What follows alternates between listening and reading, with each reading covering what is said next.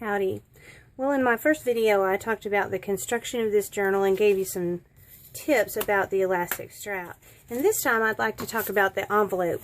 Now, one thing I loved about the envelope was that it was already there and already attached and all that wonderful stuff. But then I tried to use it and I found that I had no problem getting papers that were full size out.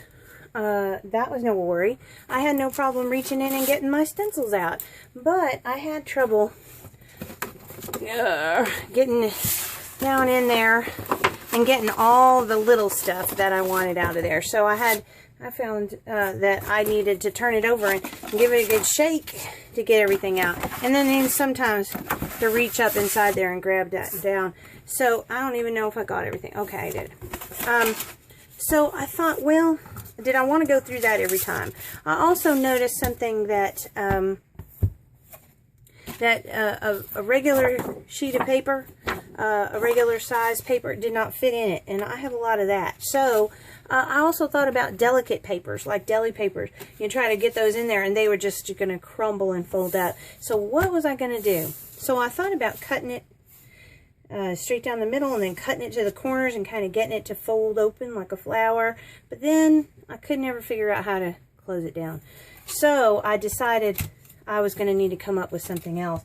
And luckily, I found this book, and inside of the back cover was this little envelope kind of pocket here. And I thought, hey, that's just exactly what I'm looking for. I didn't look at it close enough, and I in the beginning to realize that it was actually an envelope. So what I noticed is that it was a manila envelope that had been cut down to what size was needed and just glued in. And that allowed for only this little lip. When you're putting in papers, that's all you got to really get over. Well, I didn't do that way, but you, of course, now can learn the way that it was actually made. Because when I went to glue this on, that's when I noticed that about the book. So what I had done is I had taken a piece of cardstock and I had made basically a tongue for gluing, and I had glued that in. So this little pocket is really useful because it will fit, and now of course now I've strapped it in, but it will fit a 8.5 by 11 sheet of paper, and it will allow the book to still close. It'll also allow long pieces of long goodies to, you know, different sizes, delicate papers that really don't have much body can go in there. But then what to do? Oh, and then you could also add a little measure of security by folding that flap down. Then I thought, well, what about the little stuff? There's a whole bunch of little stuff that just is going to get lost down in the bottom of this big pocket, especially things that we use on a regular basis. So I thought about I found these little library pockets in my stash, and BarkerCreek.com makes them, but I got them at Staples. And what I noticed here is that they allow me to see a little something, that I can see a little bit of it so I know what I got. And they have self-stick on the back, so I can just position them on the outside, and I can pretty much put them anywhere. Then this pocket would really have completely made this disappear. So what I ended up doing is taking another one of those and just folding it up. You know, I probably would go ahead and tape that down or whatever, and then adhere it. And I also took that little lip that was at the top of this one and folded it down.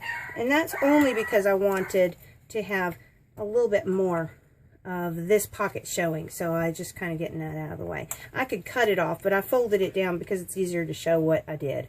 So if you just imagine that that's all glued down, that is an assembly of pockets and envelopes that will really work for me anyway. So you might take some ideas from that.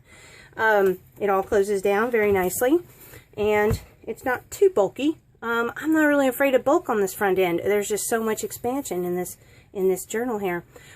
Next time, and that would be video 3 of this journal, I'm gonna try my best to address this issue, which is these crumbly corners that I've got. I want to reinforce those with maybe give some different ideas about how we could do that, and see what works for me. I definitely need these to be covered, and I need them to stop fanning out like this in order for the journal to last from my point of view anyway. And also there are some crumbing up corners here, and there's also some on the back side. So just an idea of what video 3 is going to bring you. This is regarding the Documented Life Project, and this is the journal of choice for 2015, and you can find out a little bit more about that at theart5academy.com. Thanks for watching.